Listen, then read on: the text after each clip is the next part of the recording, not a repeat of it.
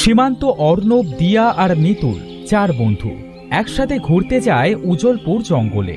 তারা যেতে যেতে জঙ্গলের অনেক গভীরে চলে যায়। জঙ্গলের গভীরে তারা একটা বাড়ি দেখতে পায়। তারা 4 বন্ধু সেই বাড়িটার ভেতরে যায়। তারা কিছুক্ষণ বিশ্রাম নেয়। তারপর সীমান্ত বলে, এই অর্ণব, দিয়া, মিতুল, চল আমরা চারপাশটা ঘুরে দেখি। আমি যাব না রে, আমার বড্ড ক্লান্ত লাগছে, আমি আরেকটু বিশ্রাম নেব। ঠিক আছে, তুই আর দিয়া তাহলে বিশ্রাম নে, আমি আর অর্ণব ঘুরতে যাচ্ছি, কেমন? আচ্ছা যা। মিতুল, চল আমরা ঘরে যাই। সীমান্ত আর অর্ণব ঘুরতে চলে যায়।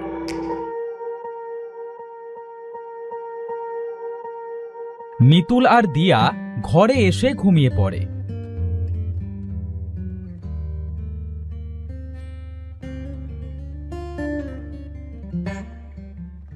বিকালে মিতিলের ঘুম ভাঙে। দিয়া, এই দিয়া, ওঠ ওঠ না, সন্ধে তো হয়ে গেছে। এই তো উঠে পড়েছি। কিরে মিতুল, সন্ধে হতে চলল, সীমান্ত আর অর্ণব এখনো আসেনি? না রে দিয়া, এখনো তো আসেনি। মিতুল, আমার কিন্তু ভয় করছে, এই গভীর জঙ্গলে ওরা কোথায় গেল? আজ রাতটা কষ্ট করে কাটাই, কাল সকালে দেখব।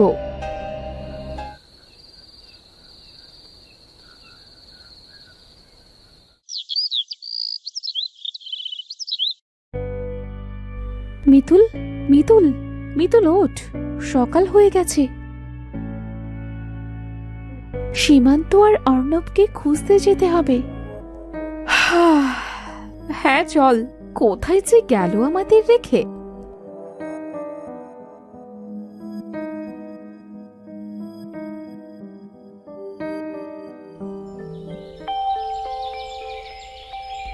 আমরা এক কাজ করি, যে রাস্তা দিয়ে এসেছিলাম এই রাস্তা দিয়েই গিয়ে দেখি অর্ণবদের পাই কিনা।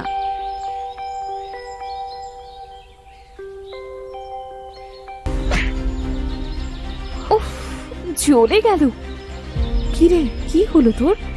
আরে, তোর কপাল কেটে রক্ত ঝরছে। কিভাবে কাটলো তোর কপাল? যেতে যেতে কিছু একটার সাথে ধাক্কা খেয়ে পড়ে গেছি। মানে, এখানে তো ধাক্কা খাওয়ার মতো কিছু নেই।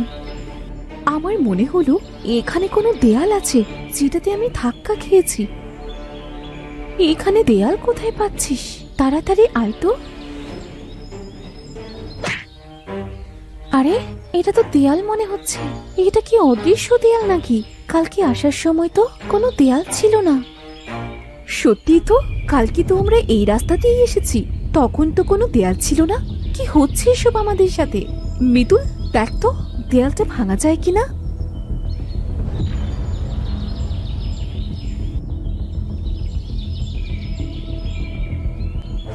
অনেক চেষ্টা তো করলাম, এখন ক্লান্ত হয়ে গেছি। চল আমরা ফিরে যাই।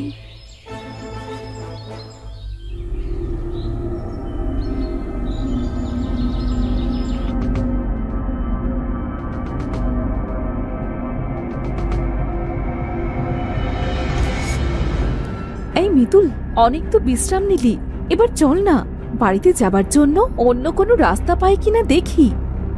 ঠিক আছে, চল তাহলে।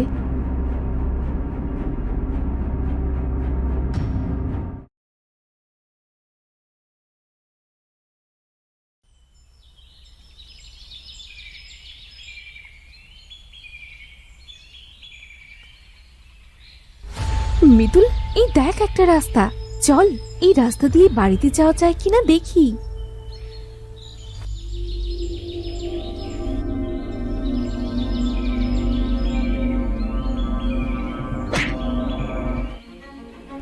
দিয়া, এখানে তো অদৃশ্য দেয়াল, এখন কি করব আমরা?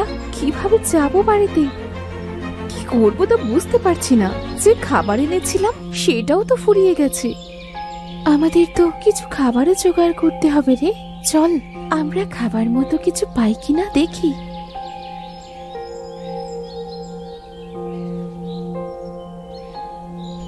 মিতুল, ওই দেখ দেখ, গরুটা আমাদের দিকেই আসছে। চল, ওটাকে আমাদের সাথে নিয়ে যাই।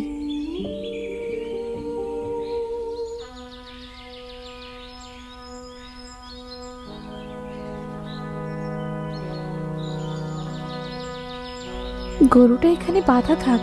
চল, আমরা আমাদের জন্য আর গরুর জন্য কিছু খাবার নিয়ে আসি।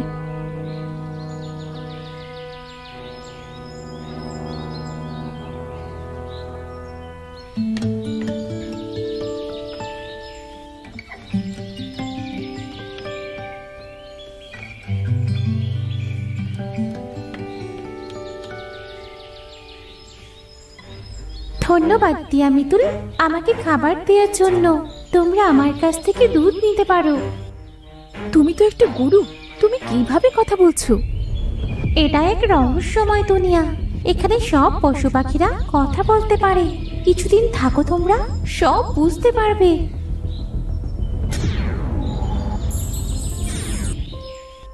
দিয়া, গরুটি কোথায় চলে গেল রে? সেটা তো আমিও বুঝতে পারছি না রে। আচ্ছা, এইসব বাদ দে তো, সন্ধে হয়ে গেছে। চল, এখন ঘরে চল। আমরা কালকে আবার বাড়িতে যাওয়ার জন্য অন্য রাস্তা খুঁজবো।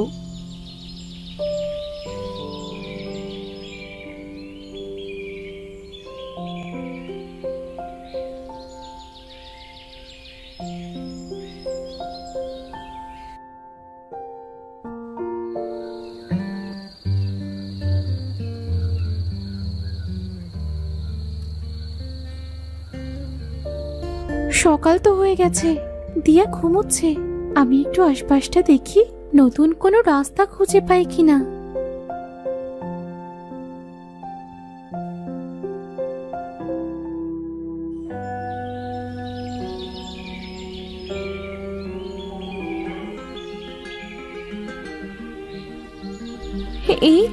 এই তো নতুন রাস্তা। দিয়াকে ডেকে আনি।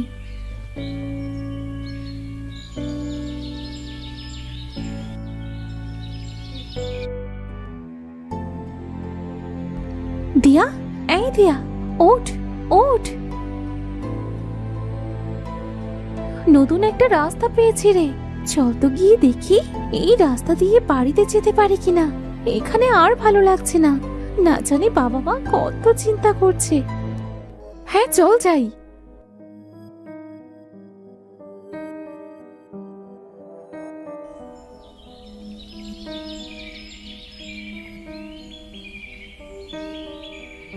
তারা দুজন পথ খুঁজতে খুঁজতে একটা বাড়ি দেখতে পায়।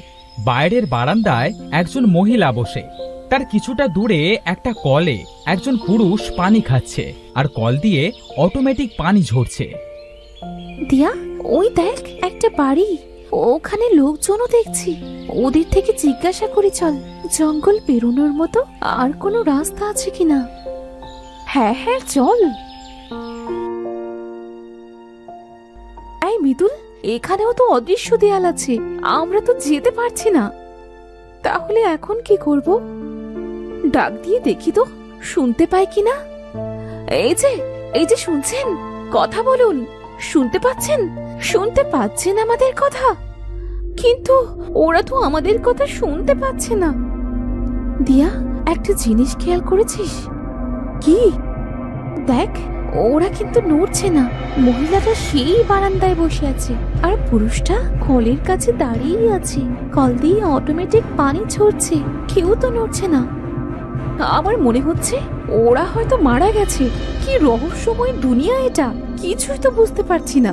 সব কিছুতেই রহস্যময় লাগছে। আচ্ছা চল, আমরা ফিরে যাই।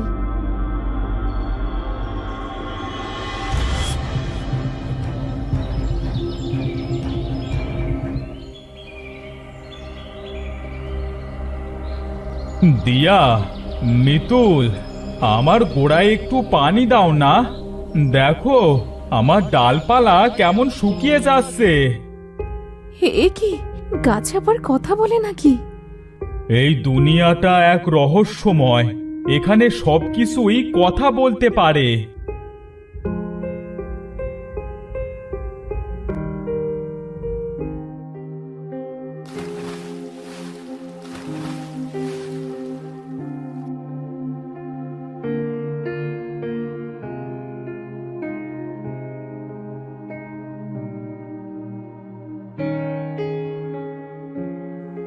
ধন্যবাদ তোমাদের। আচ্ছা, তুমি তো এখানে থাকো, বলো না আমরা কিভাবে বাড়ি যেতে পারবো?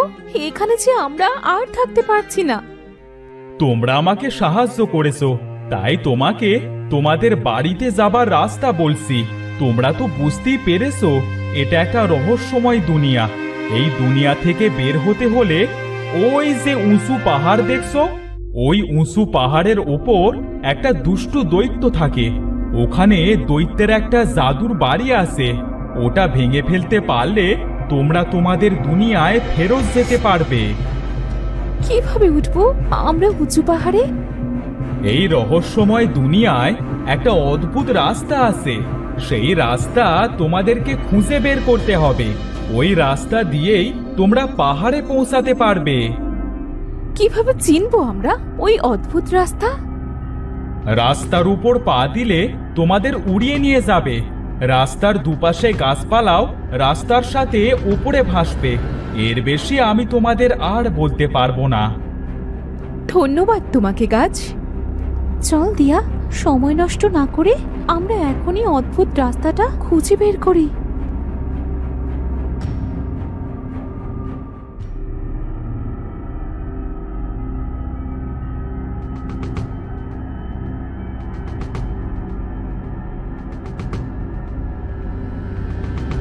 আমরা তো অনেক রাস্তা খুঁজলাম, কিন্তু গাছ যেমন রাস্তার কথা বলেছিল তেমন রাস্তা তো কোথাও খুঁজে পেলাম না। দিয়া, ওখানে অনেক বন জঙ্গল, চল তো ওখানে যেয়ে দেখি। ঘন বন জঙ্গলের ভেতরে যদি কিছু থাকে? কিচ্ছু হবে না রে, চল তো।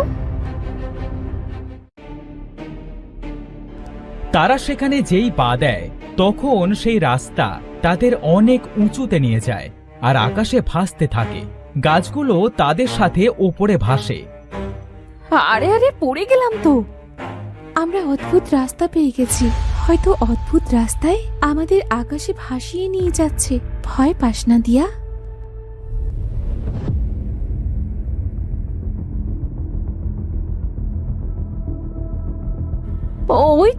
ওই তো সেই ঘর। চল আমরা ঘরটাকে ভেঙে ফেলি।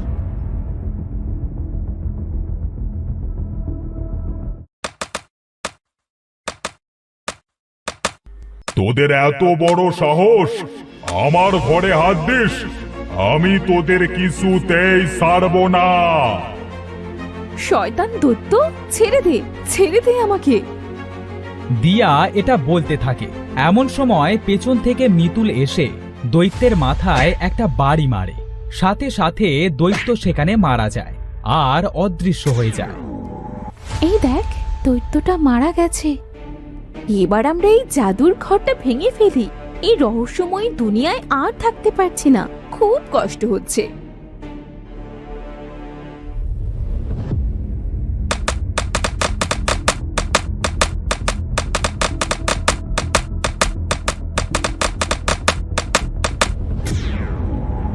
এই মিতুল, দেখ আমাদের দুনিয়ায় চলে এসেছি। রহস্যময় দুনিয়া থেকে মুক্তি পেয়েছি আমরা। আরে সত্যি যে, আল্লাহ আমাদের ডাক শুনেছে। শেষে আমরা আমাদের বাড়ি পৌঁছতে পারবো। রহস্যময় দুনিয়ার অদ্ভুত রাস্তা থেকে আজ মুক্তি পেলাম। চল এবার আমরা আমাদের বাড়ি ফিরে যাই। বাবা মা হয়তো খুব চিন্তা করছে। এরপর তারা যে যার বাড়িতে চলে যায় আর তাদের বাবা মাদের সব ঘটনা খুলে বলে।